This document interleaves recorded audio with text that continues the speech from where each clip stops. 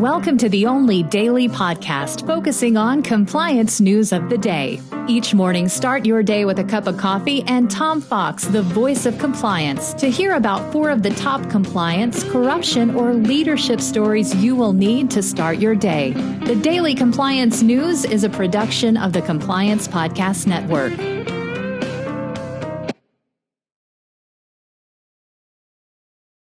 February 12, 2020, the Who or Regulators Go After edition. And we begin with that, our lead story from the Wall Street Journal. GameStop mania is the focus of federal probes into possible manipulation. Federal prosecutors are investigating whether market manipulation or other types of criminal misconduct fueled a rise last month in stocks such as GameStop. The Department of Justice's Fraud Section and U.S. Attorney's Office in San Francisco have sought information from activity from brokers and social media companies that were hubs for the trading frenzy.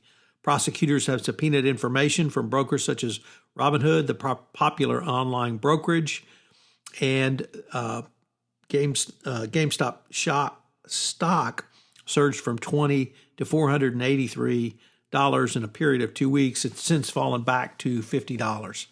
All I would say is you can expect no one from Wall Street to be charged in this. And if anybody's charged, it's going to be the individual day traders who traded on Robinhood and talked on Reddit.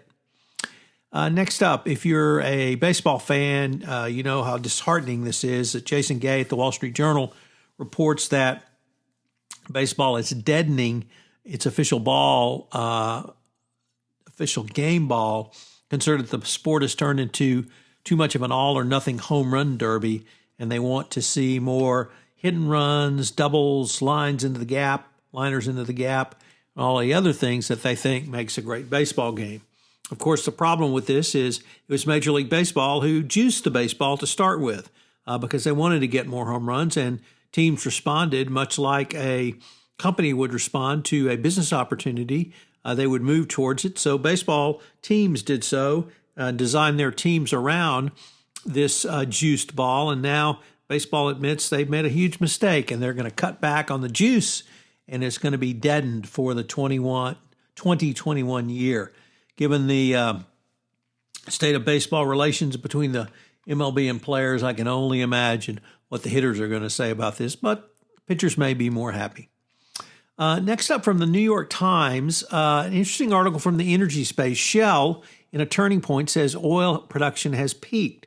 What I found interesting about this is I live in Houston, and the idiot energy companies down here don't seem to understand that they are now on the downhill slide, and they need to recognize that from a business perspective, but also from a risk perspective, and to think that they can continue to have the Halcyon days of 1950, 1960, 1970, 1980, 1990, 20 to 2000s, or even the up till 2015 is just insane.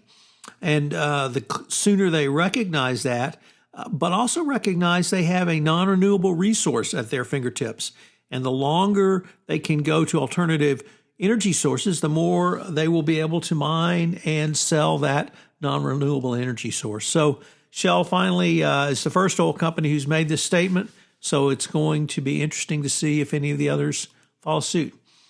And finally, from the Financial Times, Austrian police raid the home of the finance minister.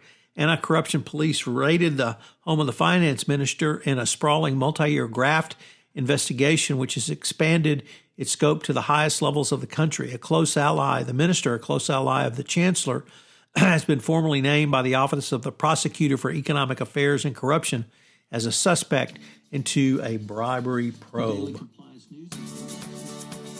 The Daily Compliance News is a production of the Compliance Podcast Network and a proud member of C-Suite Radio. Thanks so much for listening. I hope you'll join me again tomorrow.